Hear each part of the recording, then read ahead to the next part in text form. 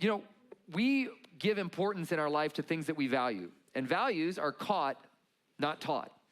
So values are things that you think are important. And if you want to know what somebody values, look at what they do with their time, money, and energy, not what they say, okay? What they say means nothing. What they do means something. A lot of parents come to me and they're like, my kids won't listen to me. I'm like, yeah, they're too busy watching you.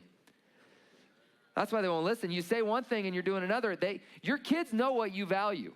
It's a very scary thing. Our kids are sharp.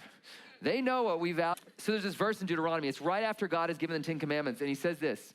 He says, now this is the commandment, the statutes and the rules that the Lord your God commanded me to teach you, that you may do them in the land to which you're going over to possess it. This is right before the children of Israel went into the promised land. Abraham came down, established Israel. Then they end up having to go to Egypt. It's the story of Joseph, right? Joseph was sent ahead of Egypt to prepare them for this famine that was coming. And then they eventually were in slavery for years. And they ended up going back to Egypt, or back to Canaan. So he says this, that you may fear the Lord your God, you and your son and your son's son, by keeping all his statutes and his commandments, which I commanded you, all the days of your life, and that your days may be long. And these words that I command you today shall be on your heart. You shall teach them diligently to your children.